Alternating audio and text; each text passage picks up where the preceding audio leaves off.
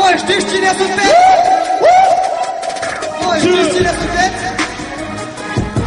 Noi știm cine suntem! Voi știți cine sunteți? Voi știți cine sunteți? Cine sunteți? Noi reprezentăm o întreagă națiune, un trecut glorios, un viitor mare. Știm cine suntem și așteptăm și pe alții să înțeleagă. Deșteptarea! Un salut în inimă și numai bine pentru toți cei care s-au născut într-o seară cu mine. Dacă faci bani aici sau dacă ești peste hotare, ține-o tot așa, frate, la mai mult și la mai mare. Versurile vin din inimă, pixul scrie sigur și scrie pe stat, la fel cum mergi un moldovean. Sigur, sigur pe zile și sigur pe viitor, căci spun că slava noastră suntem cel mai hranic popor. Vorbim limba română, avem un tricolor în suflet, asta ne dă puterea să mergem prin tot cu zâmbet. Sufletele strămoșilor ne priveze sus, ne ajută la grea, suntem neamul iubit al lui Isus. Într-un mileniu de existență am văzut destule, am făcut prin foc și apă și oricine poate spune suntem mai tari ca niciodată. Mergem înainte, capul sus spre țară, ești român ca și mine. Hei, să țipe cu noi, o țară întreagă să înțeleagă și cei care nu vor să înțeleagă. Suntem stăpâni aici, aici e țara noastră, suntem în stare de orice pentru glia strămoșească. Hei, să țipe cu noi, o țară întreagă să înțeleagă și cei care nu vor să înțeleagă. Suntem stăpâni aici, aici e țara noastră, suntem în stare de orice pentru glia strămoșească. În Moldova, frățioare, de la munte până la mare, așa ne-a lăsat o moștenire. Ștefan cel Mare, avem pământ roditor, fiindcă în Greșan cu sânge am luptat cu toți, am fost și vina învinge. Am fost agre de ocupație, noi am rezistat la tradiții nea și limba noastră nu are nunta, fiindcă ne curge în vene sânge de dac și roman și ne sună în urechi glasul lui Ștefan. Stăm la straje la hotare, în ziua ce pământe moștenirea strămoșească și tot ce avem mai sunt fetițele noastre, sunt cele mai frumoase, ele ajung gospodine și mame pregostoase. Băieții sunt băieți, trucăreți cu mâini de aur, căci pot să facă din nimic un tezaur. Vă prezint Moldova, țara care trăiesc, satureze raionul Ialoven pe pământ românesc. Băi, să ține cu noi, o țară întreagă să înțeleagă și cei care nu vor să înțeleagă. Suntem stăpâni aici, aici e țara noastră, suntem în stare de orice pentru glia strămoșească. Hei, să ține cu noi, o țară întreagă să înțeleagă și cei care nu vor să înțeleagă. Suntem stăpâni aici, aici e țara noastră, suntem în stare de orice pentru glia strămoșească.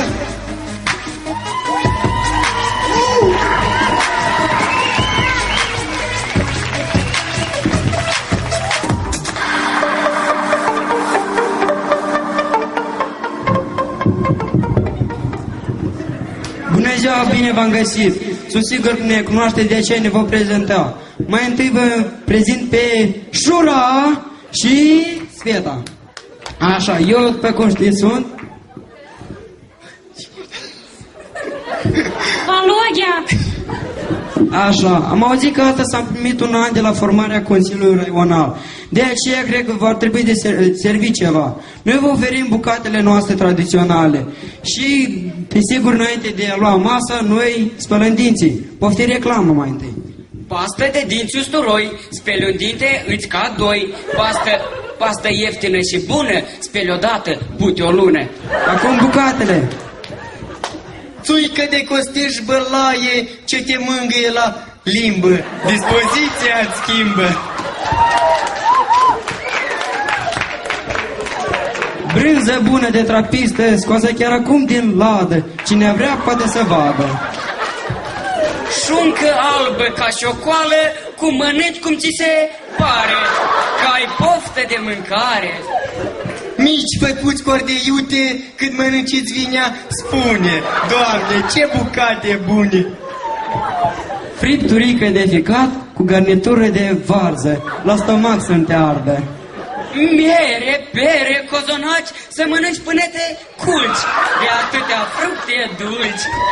Tort cu nucă cât căciula, care scoală în sus și masa, dacă nu, întreaga casă. Iar eu cred că v-am distrat, poftă bună l-am mâncat și iar noi am plecat. La revedere!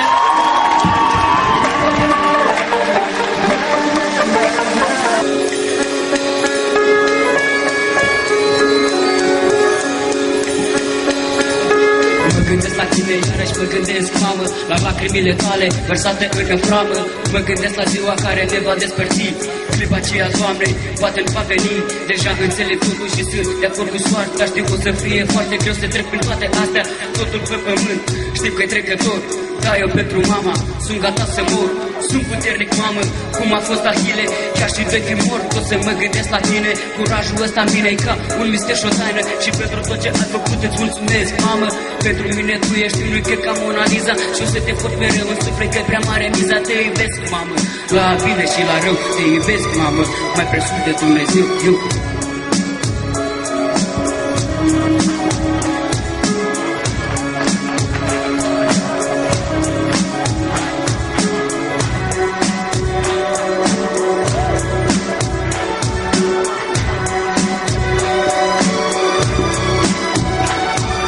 Privesc noaptea la cer văzând o prea frumoasă seară, dar mai frumoasă pe pământ ești tu, măicuța mea.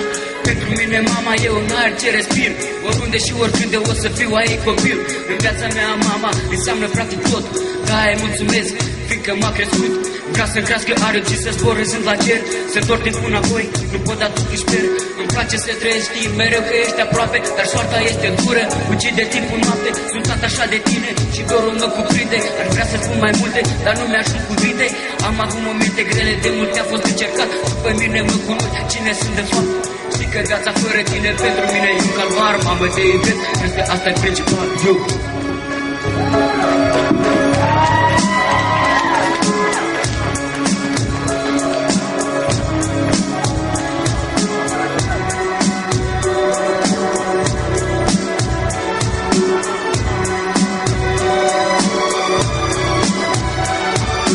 Să te strâng la piese, să îmi aleg durerea. Căci dragostea de mamă e ceea ce îmi dă puterea. Să trec peste obstacole, peste multe piedici. Să retur toți dușmanii și factorii patetici. În 3 zilele mereu cuprins de sentimente.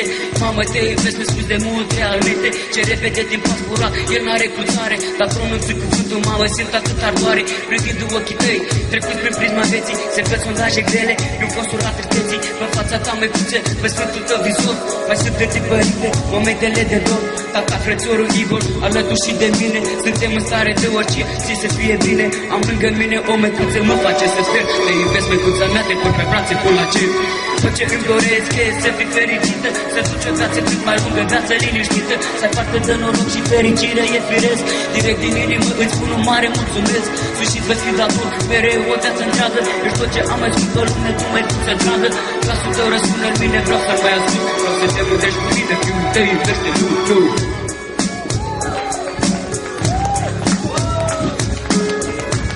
Piesa asta e dedicată mamei mele. Vă mulțumesc!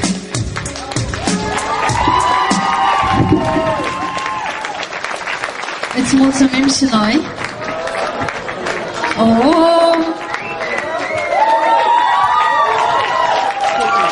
Pentru viitorul președinte al raionului Ialoveni. Iar acum, prin aplauzile dumneavoastră, invităm în scenă consilierii din Consiliul Raional de Tineret.